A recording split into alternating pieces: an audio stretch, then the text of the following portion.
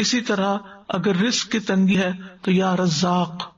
اسی طرح باقی جو اللہ تعالیٰ کے نام ہے وہ حسب ضرورت حسب موقع ان کے ساتھ اللہ تعالیٰ کو پکارا جا سکتا ہے. پھر یہ کہ ایسے مواقع پر اللہ تعالیٰ سے اپنی بخشش بھی مانگنی چاہیے کہ کہیں ایسا تو نہیں کہ ہم اپنے گناہوں کی وجہ سے اللہ کی مدد سے محروم ہیں یا روک دیے گئے ہیں. یعنی اللہ کی مدد پر اللہ کی رحمت تو عام ہے، لیکن کس تک نہیں آتی جب اللہ اور بندے کے بیچ میں حجاب ہوتا ہے یا رکاوٹ ہوتی ہے، اور وہ حجاب گناہوں کی وجہ سے ہوتا ہے. پھر اسی طرح یہ ہے کہ دعا میں سب سے اہم مقصد جو ہو اس کو پہلے بیان کرنا چاہیے. یعنی جیسے انہوں نے فساد پھیلانے والے لوگوں کے مقابلے میں اپنی حفاظت، نجات اور اپنے دین کی حفاظت کی دعا کی، اور پھر یہ کہ دعا میں بار بار اللہ تعالیٰ کی صفت ربوبیت کی تکرار بھی کی جا سکتی ہے. یعنی بار بار یا رب، ربنا، ربی، یعنی بار بار انسان دعا کے اندر ہر بات کے اندر یا رب یا رب یا رب اس کی تکرار کرے، زیادہ دفعہ بھی اس کو پکارے. اور اللہ تعالیٰ کی جو ربوبیت ہے وہ دو طرح کی ہوتی ہے، ایک عام ربوبیت ہوتی ہے اور ایک خاص ربوبیت ہوتی ہے. عام ربوبیت ساری مخلوق کو حاصل ہے، انسان، جن، چرند پرند، حیوان، فرشتے، اللہ سب کا رب ہے. لیکن خاص ربوبیت اللہ کے مومن بندوں کو حاصل ہوتی ہے جب وہ اللہ کے اس نام کے ساتھ وسیلہ پکڑتے ہیں اور اللہ سے دعائیں مانگتے ہیں، تو پھر ان کی دعائیں قبول ہوتی ہیں. اور دعا جو ہے وہ نیک لوگوں کا ہتھیار ہے. یعنی دشمن کے مقابلے میں دعا جو ہے وہ ایک ہتھیار کی حیثیت رکھتی ہے. یعنی جب آپ کے پاس کسی کا مقابلہ کرنے کے لیے کچھ بھی نہیں، آپ خالی ہاتھ ہیں، آپ کمزور ہیں، دعا آپ کو سب سے زیادہ اسٹرینتھ دیتی ہے، آپ کے اندر قوت پیدا کرتی ہے. اور دعا کرتے ہوئے انسان کو وجہ بھی بتانی چاہیے کہ اللہ تعالیٰ میں آپ سے کیوں مانگ رہا ہوں.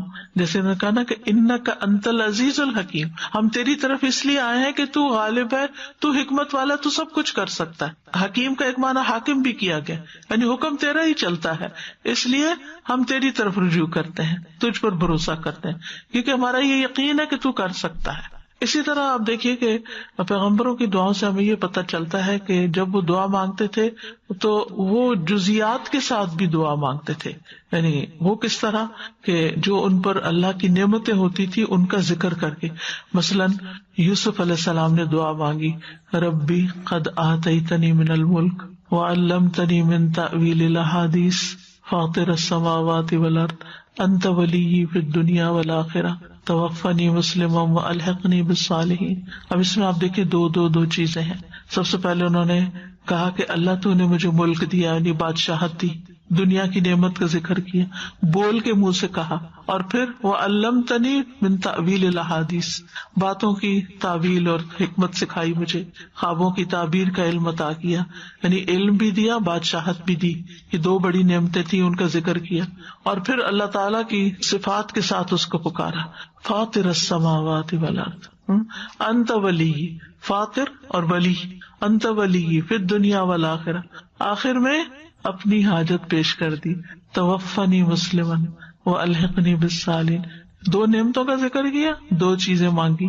توفنی مسلما، مجھے اسلام کی حالت میں فوت کرنا، اور میری تمنا یہ ہے، والحقنی بالصالحین، اور نیک لوگوں کا ساتھ دینا. کیونکہ یہ بڑی زبردست دعاؤں میں سے، اس سے بڑی انسان کی کوئی خوش قسمتی نہیں کہ اس کی زندگی بھی نیک لوگوں کے بیچ میں ہو اور اس کی موت بھی نیک لوگوں کے بیچ میں ہو.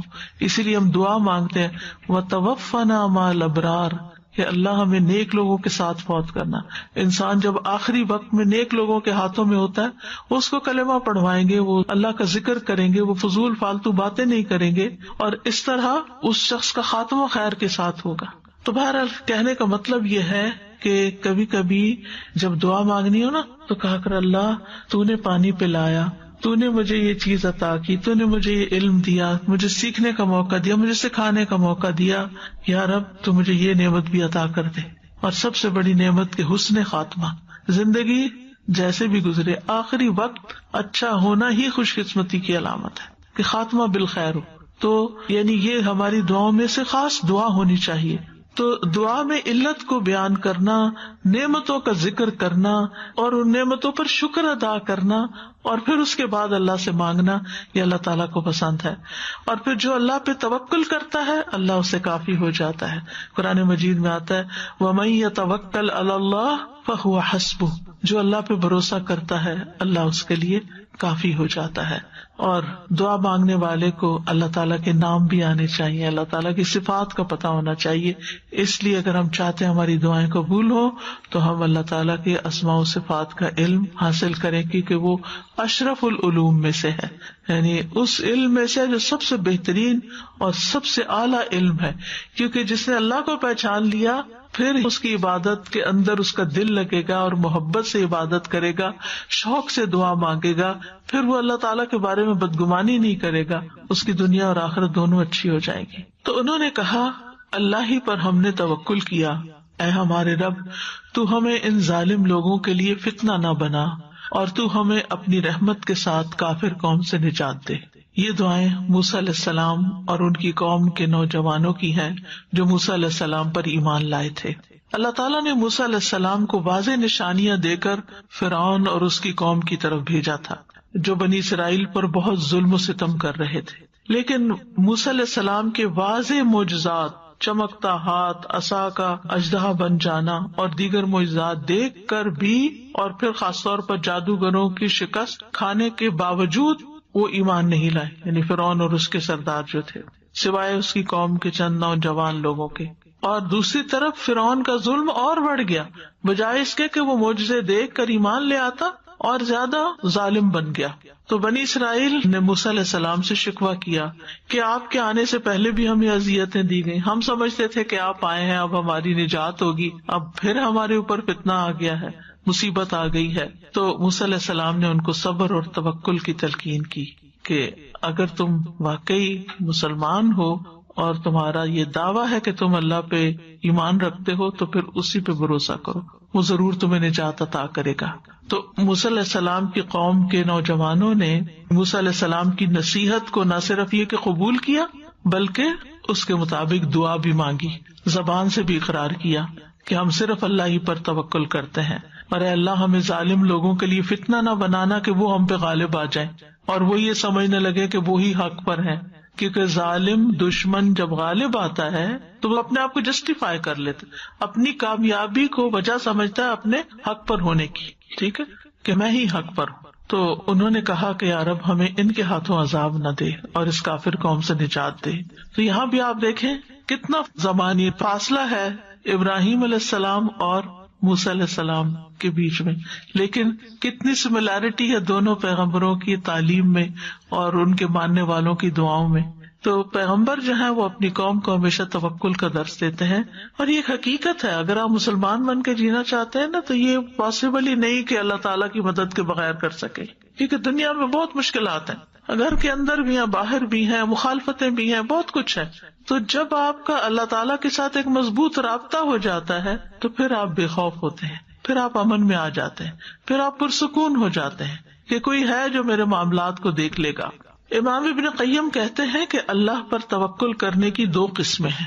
نمبر 1، دنیاوی حاجتوں کے حصول اور دنیاوی تکلیفوں کو ہٹانے میں اللہ پر توکل، یعنی دنیا کی کوئی مشکل ہے تو اس کے لیے آپ اللہ کی طرف رجوع کریں. دوسرا ہے اللہ کی پسند اور رضا کے حاصل کرنے کے لیے اللہ پہ توکل کرنا، کہ اللہ سبحانہ وتعالیٰ کی رضا حاصل کرنے کے لیے اللہ کی طرف رجوع کرنا. اب اس چیز کو حاصل کرنے کے لیے جس کو اللہ پسند کرتا ہے، یعنی ایمان میں ترقی ہے، یقین میں اضافہ ہے، اسلام کی طرف دعوت ہے، عبادات کو بہترین طریقے سے کرنے کی توفیق ہے، تو یہ ساری چیزیں اللہ سبحانہ وتعالیٰ ہی کی توفیق سے ہوتی ہیں. تو دونوں صورتوں میں انسان کو اللہ کافی ہو جاتا ہے. یعنی جب بندہ اللہ پہ توکل کرتا ہے جیسے کہ توکل کرنے کا حق ہے تو اللہ اس کو کافی ہو جاتا ہے.